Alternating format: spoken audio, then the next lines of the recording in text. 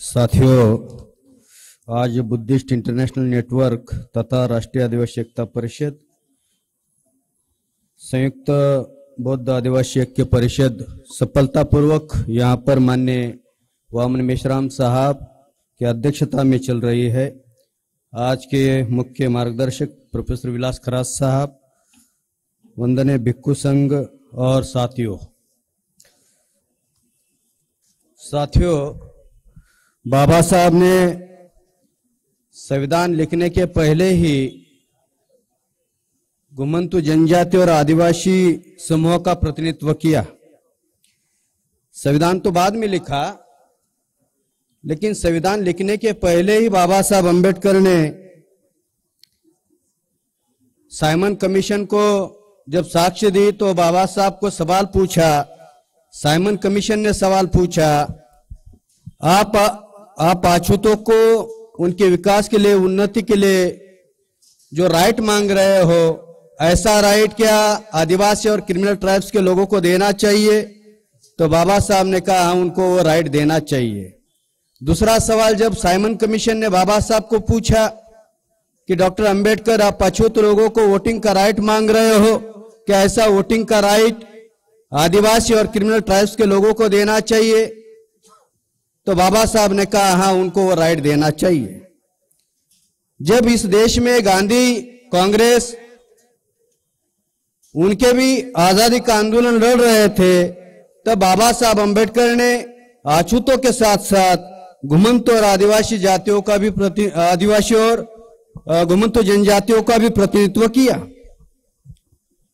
तो मेरे सामने एक सवाल निर्माण होता है, अगर गांधी, कांग्रेस कहती थी कि हम सभी का प्रतिनिधित्व कर रहे हैं, तो फिर साइमन गो बैक का नारा क्यों लगा रहे थे?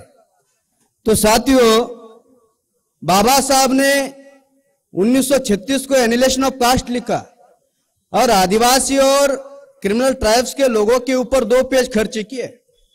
बाबा साहब कहते हैं ये जो ब्राह्मण लोग हैं वो कहते हैं हमारी संस्कृति महान है, तो ऐसे संस्कृति को लज्जा क्यों नहीं आ रही है जो कि आदिवासियों को जंगल में रखा, रानटी अवस्था में रखा और क्रिमिनल ट्राइब को उनके अवस्था में ही रखा? उनके सुधार का कार्यक्रम उन्होंने क्यों नहीं बनाया? तो बाद में बाबा साहब अम्बेडकर ने संविधान लिखा। अभी मुझे यह कहना है कि तब हमारे समाज से कोई लीडरशिप नहीं थी, इसलिए बाबा साहब ही नेतृत्व कर रहे थे। ये सारी बातें जानकर मेश्राम साहब ने 2 संगठन बनाए, आदिवासी एकता परिषद और राष्ट्रीय घुमंतु जनजाति मोर्चा। आज मेश्राम साहब ने जो राष्ट्रीय आदिवासी एकता परिषद संगठन खड़ा किया वो 22 राज्यों में काम कर रहा है और आदिवासी एकता परिषद ने पहली बार भारत में दमदार शक्ति के साथ में भारत बंद किया। और साथियों, मुझे एक बात बताने के लिए गर्व महसूस होता है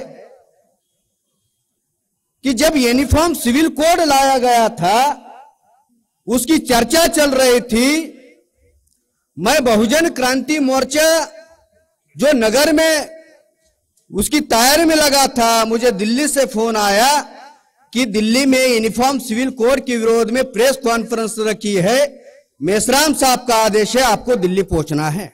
कैसे आना है, कैसे पहुंचना है, वो आपको सोचना है। तो दिल्ली में प्रतिनिधित्व करने का जो मौका मेश्राम साहब ने दिया, हमारे एक साथी आदिवासी भी सहकारी वहां पर थे, तो प्रतिनिधित्व देने का जो मामला देशव्यापी बनाया है वो मेश्राम साहब ने बनाया है।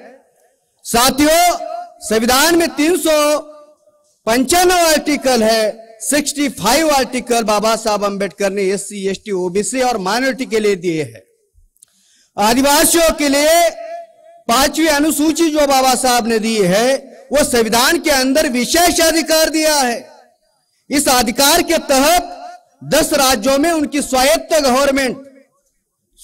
गवर्नमेंट हो सकती है।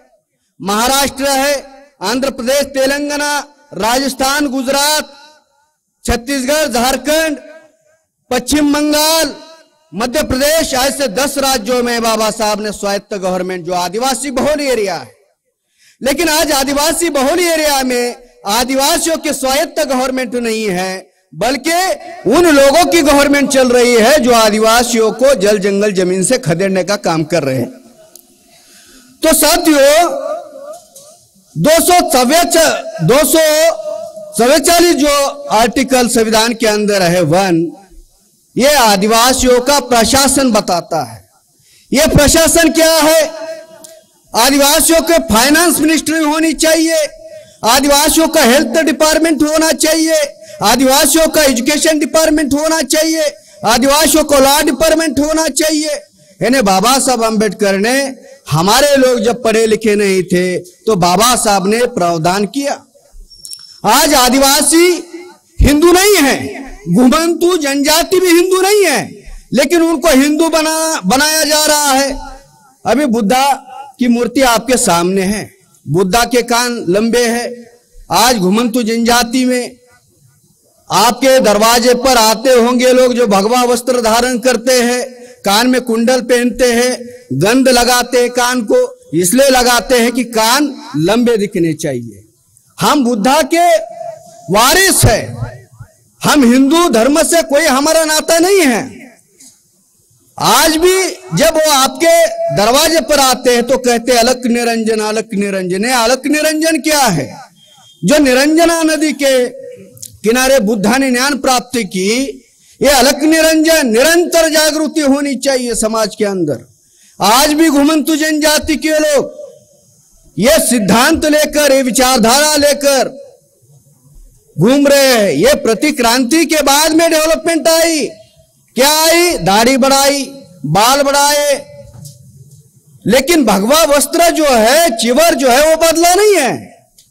इसलिए घुमंतु जनजाति के लोग हिंदू नहीं है। 12 करोड़ जनसंख्या है, साधारण जनसंख्या नहीं है, लेकिन पार्लियामेंट में उनका आज भी मेंबर ऑफ पार्लियामेंट नहीं है।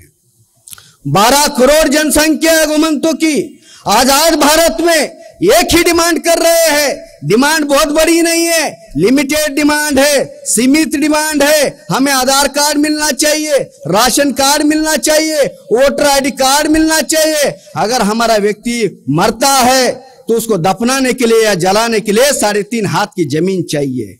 क्या डिमांड है? लेकिन मेश्राम साहब ने मुझ जैसे घुमंतु जनजाति से, मैं प्रवर्ग से घुमंतु जनजाति से आता हूं, मुझ जैसे युवा को राष्ट्रीय युवा अध्यक्ष की जिम्मेदारी मेश्राम साहब ने लगाई। ऑल ओवर इंडिया में काम कर रहा हूं। मैं जब दिल्ली में जेएनयू में मुझे पीएचडी करनी थी तो ब्राह्मणों ने मुझे वहां पर आने नहीं दिया, लेकिन मेश्राम साहब ने मेरा सेंटर दिल्ली बनाया, तब भी मैं दिल्ली पहुंचा। उन्होंने दिल्ली आने नहीं दिया, मेश्राम साहब ने मेरा सेंट्रल दिल्ली बनाया।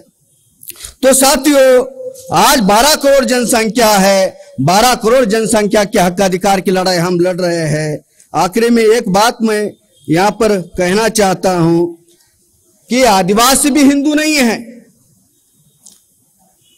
कोर्ट ने 16 जजमेंट दिए हैं और 16 जजमेंट में कहीं भी आदिवासी हिंदू है यह प्रूव नहीं हुआ है।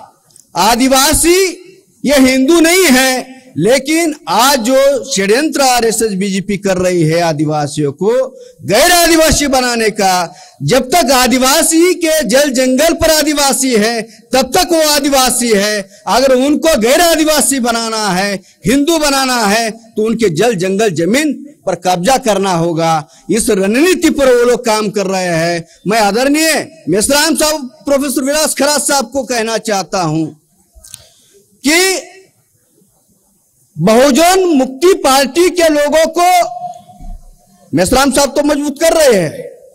अगर ये बहुजन मुक्ति पार्टी की रूलर पार्टी बनती है तो 72 घंटों के अंदर जल जंगल जमीन आदिवासियों का संरक्षण होगा और 12 करोड़ घुमंतु जनजातियों को उनके हक का अधिकार प्राप्त हो गया। इतनी ही बात मैं कहता हूं। मेरी बात आप लोगों ने ध्यान से सुनी, इसके लिए आभार, धन्यवाद।